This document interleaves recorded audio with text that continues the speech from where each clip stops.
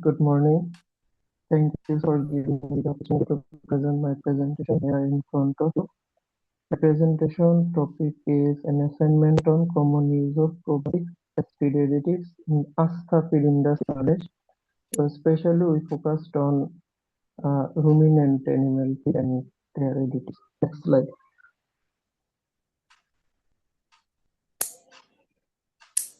Ashik, পরের slide.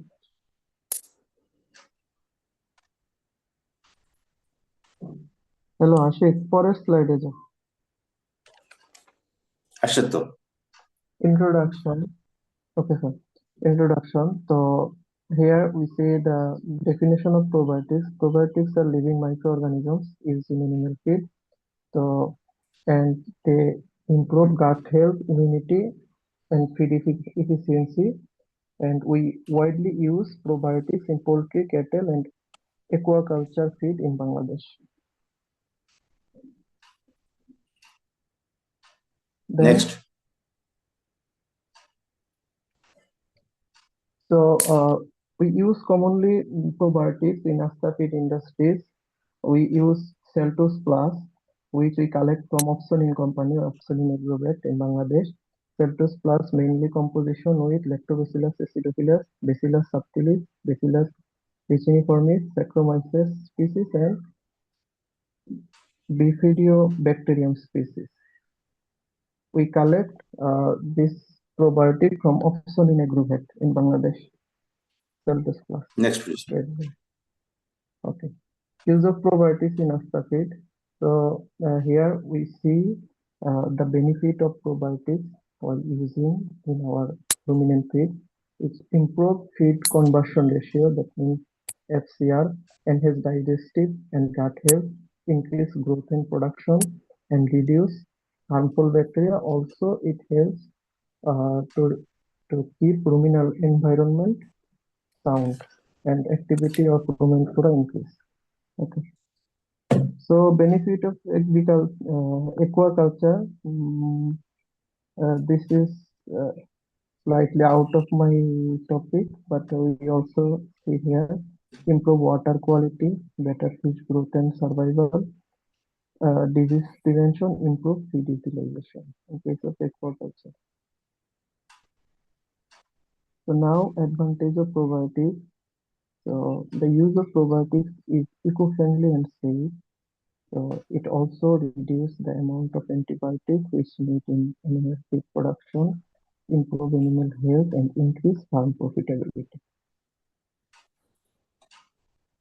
So now the conclusion here we see that probiotics are important feed additives in Bangladesh. Astha feed uses probiotics to improve productivity and animal health. They are a sustainable alternative to antibiotics. So here is all about my presentation. ঠিক আছে, তুমি এখন বলো probiotic কিভাবে কাজ করে। তুমি তোমার স্লাইডে দেখাও না কিভাবে প্রোবায়োটিক কাজ করে। প্রোবায়োটিক ইন কেস অফ রুমিনেন্টের ক্ষেত্রে, যেহেতু আমি রুমিনেন্ট মানে এনিমেল হেলথ নিয়ে কাজ করি, স্পেশালি ক্যাটেল হেলথ ডিভিশনে আছে ক্যাটেল ফিডে। তো এখানে স্যার আমরা যখন প্রোবায়োটিকটা খাওয়াই, এটা হচ্ছে একটা লিভিং মাইক্রো অর্গানিজম। আর আমরা গরু খেতে স্যার রাফেজ জাতীয় যে খাবারগুলো দিই, কার্বোহাইড্রেট, যেগুলো হচ্ছে কমপ্লেক্স ফাইবার। তো এই কমপ্লেক্স ফাইবার গুলোর উপরে যে ব্যাকটেরিয়া গুলো আছে, তো এইগুলো স্যার তারপর কাজ করে যে কমপ্লেক্স ফাইবার গুলো আছে এগুলোরে ভেঙে আস্তে আস্তে সিম্পল সুগারে পরিণত করে। এক কথায় যেটা এন্ড প্রোডাক্ট হিসেবে আমরা গ্লুকোজ পাই। তো এইখানে স্যার ব্যাকটেরিয়া গুলো কাজ করে আসলে তাদের নিজের জন্য, কিন্তু অজান্তে এটা এনিমেলের উপকার হয়। তো নিজের জন্য যখন যারা কাজ করে তখন এদের প্রচুর পরিমাণে গ্রোথ হয় ব্যাকটেরিয়া গুলো, রুমেন মাইক্রোবস যেগুলো আমরা বলি। এগুলো যখন গ্রোথ হয়, এগুলো আস্তে আস্তে যখন রুমিনাল মোটিলিটি বা ইন্টেস্টাইনাল মোটিলিটির কারণে যখন এটা স্মল ইন্টেস্টাইনে যায়, তখন স্যার এই রুমেন মাইক্রোবস গুলা এরা নিজেরাও তো একটা প্রোটিন, যেহেতু অর্গানিজম, তো এগুলো এরা নিজেরা ডাইজেস্ট হয়ে যায়। নিজেরা ডাইজেস্ট হয়ে, তো এটা হলো আমরা মাইক্রোবিয়াল প্রোটিন তৈরি হয়, যেটা হচ্ছে স্যার তার প্রোটিন সিনথেসিসে হেল্প করে। আর আরেকটা জায়গায় যখন রুমেনে থাকে, তখন স্যার এই কমপ্লেক্স ফাইবার গুলো সেলুলোজ এনজাইমের কারণে ভেঙে যায়। ভেঙে গিয়ে এগুলো আস্তে আস্তে সিম্পল সুগারে পরিণত হবে, ভোলাটাইল ফ্যাটি অ্যাসিড। তাহলে তুমি বলতেছো এটা অ্যান্টিবায়োটিকের বিপরীতে কাজ করে, দেখেন অ্যান্টিবায়োটিকের সঙ্গে এটা কি সম্পর্ক? আচ্ছা, অ্যান্টিবায়োটিকের সাথে সম্পর্ক হচ্ছে, তো এই ব্যাকটেরিয়া গুলো স্যার ব্যাকটেরিওসিন নামে এক ধরনের একটা পদার্থ তৈরি করেছে। তো যেগুলো স্যার মানে অনেকটা অ্যান্টিবায়োটিকের কাছাকাছি, যেগুলো হার্মফুল ব্যাকটেরিয়ার গ্রোথ এটাকে রিডিউস করে দেয়। আর স্যার যদি অনেক সময় ব্যাকটেরিওসিন যেটা থাকে এটা স্যার মানে কিছু কিছু ক্ষতিকর ব্যাকটেরিয়াকে স্যার কিল করে দেয়। আচ্ছা, তা তুমি বলতেছো যে ব্যাকটেরিয়া, যে প্রোবায়োটিক গুলি মেনলি থাকে রুমেনে আর স্মল ইন্টেস্টাইনে, এই বলতেছো? স্যার ওই যেমন ধরেন স্যার এটাতে এক এনিমেলের এক এক রকম। যেমন ঘোড়ার ক্ষেত্রে স্যার সিকামের মধ্যে পাওয়া যায়, ঠিক আছে? তো রুমিনেন্টে স্যার আচ্ছা, তুমি তো রুমেনের মধ্যে রুমিনেন্টের কথা পাওয়া যায়। বলতেছো, তুমি তো ল্যাহাক অ্যানিমেল তো না। তুমি যখন বলছো রুমিনেন্ট, রুমিনেন্ট বলতে তো ঘোড়া তো রুমিনেন্ট না। তো তুমি যদি ই জি করো স্যার। যে এটা আশিক লিস্ট গুলো দাও তো, ওই যে প্রোবায়োটিক যে লিস্ট গুলো দিচ্ছে,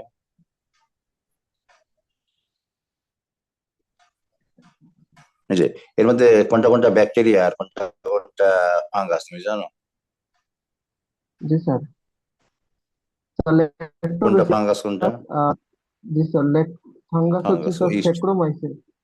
হ্যাঁ, স্যাক্রোমাইসিস স্যার। স্যার স্যাক্রোমাইসিস এটা ইস্ট স্যার। ফাঙ্গাস আর ইস্ট ইস্ট। তো সেই স্যাকারোমাইসিসের কাজটা কি বলো?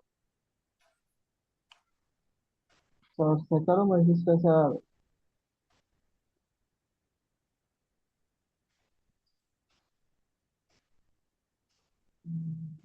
স্যার এটা ফার্মেন্টেশন করবে স্যার।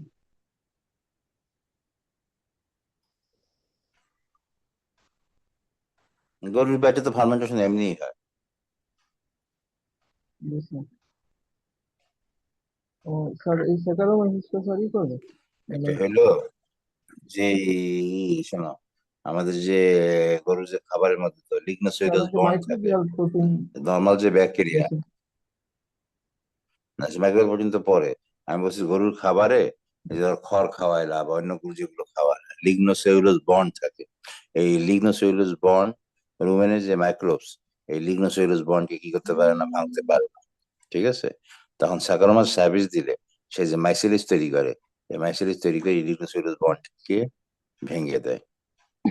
ঠিক আছে? এই লিগনোসেলুলোজ বন্ডকে ভাঙলে তখন দেখা যাচ্ছে গরুর জন্য কি হচ্ছে, অ্যাভেলেবিলিটি হচ্ছে। এখানে এক একটা ম্যাক্রোবস এর এক একটা কাজ, কোনটা রুমেনে কাজ করে, কোনটা স্মল ইন্টেস্টাইনের যেটা শুরু যেটা, সেই জায়গায় সে কাজ করে। এবং সে এখানে যায়, সে যখন ওখানে থাকে তখন খারাপ ব্যাকটেরিয়া কম্পিটিশনে টিকতে পারে না, তখন খারাপ ব্যাকটেরিয়া ওই জায়গায় থাকতে পারে না। ঠিক আছে? আর এই যে ল্যাক্টোব্যাসিলাস অ্যাসিডোফিলাস, সে কি করে, পিএইচ, অ্যাসিডোফিলাস কি করে, পিএইচ চেঞ্জ করে ফেলে। তো ব্যাকটেরিয়া একটা নির্দিষ্ট পিএইচ থাকতে পছন্দ করে।